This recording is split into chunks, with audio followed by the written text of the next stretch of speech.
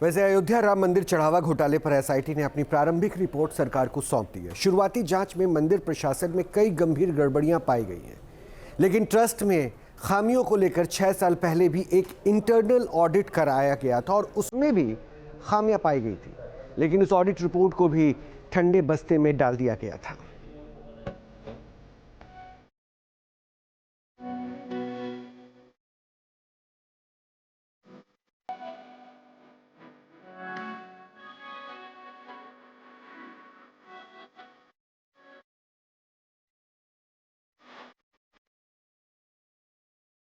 करोड़ों हिंदुओं की आस्था का केंद्र अयोध्या, जहां हर रोज लाखों श्रद्धालु प्रभु श्री राम के दर्शन के लिए पहुंचते हैं।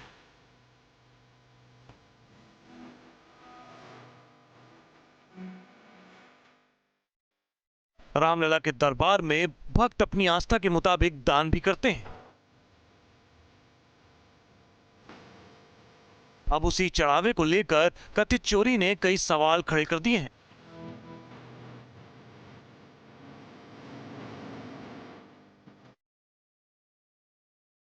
चोरी कितने रुपए की हुई, किसने की, चोरी हुई कैसे, कौन कौन लोग इसमें शामिल हैं, इतनी बड़ी लापरवाही के पीछे जिम्मेदार कौन है और इस कथित चोरी के पीछे का सच है क्या?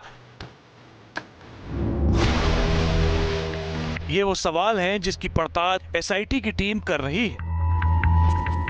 एसआईटी ने यूपी सरकार को प्रारंभिक रिपोर्ट सौंप दी है। सूत्रों के मुताबिक अभी इस रिपोर्ट में किसी को भी क्लीन चिट नहीं दी गई है। सूत्रों के मुताबिक एसआईटी ने जांच रिपोर्ट में एफआईआर की सिफारिश की है। 21 पन्नों की प्रारंभिक जांच रिपोर्ट में ट्रस्ट के पुनर्गठन की सिफारिश की गई है। रिपोर्ट में चंपत राय, अनिल मिश्रा का जिक्र, गोपाल राय, रामशंकर यादव, तीनों का जिक्र। रिपोर्ट में आभूषणों का गायब होने का जिक्र। रिपोर्ट में ट्रस्ट कर्मियों, बैंक कर्मियों पर भी सवाल उठाए गए हैं। चढ़ावे की निगरानी व्यवस्था में भी खामियां मिली हैं। एसआईटी में पिछले 5 सालों के चढ़ावे का ऑडिट करने का भी जिक्र किया गया है। राम मंदिर चढ़ावा मामले में एसआईटी ने प्रारंभिक रिपोर्ट शासन को सौंप दी है।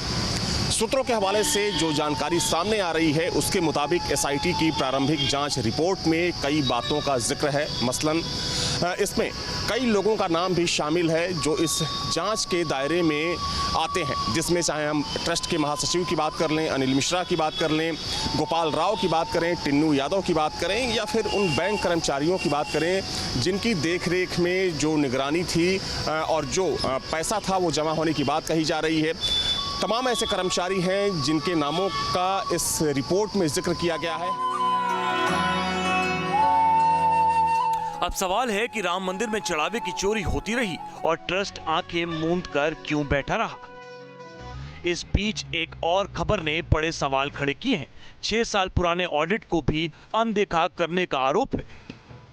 नवंबर 2020 में ट्रस्ट के ही एक शीर्ष अधिकारी के अनुरोध पर एक निजी ऑडिट फर्म ने इंटरनल ऑडिट और रिस्क मैनेजमेंट को लेकर एक विस्तृत समीक्षा रिपोर्ट सौंपी थी। इस रिपोर्ट में कई तरह की खामियां पाई गई थी। फर्म ने श्री राम जन्मभूमि ट्रस्ट के क्षेत्र ट्रस्ट के प्रबंधन में खामियां पाई थी और रिपोर्ट्स में बताया था कि दान का कोई भी व्यवस्थित रिकॉर्ड नहीं रखा जा रहा है। रिपोर्ट्स में कहा गया कि डेटा मैनेजमेंट और स्टाफ बेहद ही गैर पेशेवर है। लेन देन या डेटा एंट्री के किसी भी स्तर पर सेकंड थर्ड चेक की कोई व्यवस्था नहीं है। जवाबदेही तय करने के लिए कोई संगठित ढांचा नहीं था। सोना चांदी या धातु से जुड़े चंदे के लिए एक रजिस्टर बनाए जाने की बात कही थी। Team news nation. आपके मोबाइल पर तुरंत आएगी ब्रेकिंग न्यूज। स्क्रीन पर सबसे पहले दिखेगी बड़ी खबर। देश दुनिया की हर खबर एक जगह। अब आपके मोबाइल पर तुरंत फटाफट इंस्टॉल कीजिए न्यूज़ नेशन ऐप और रखिए खुद को अपडेट।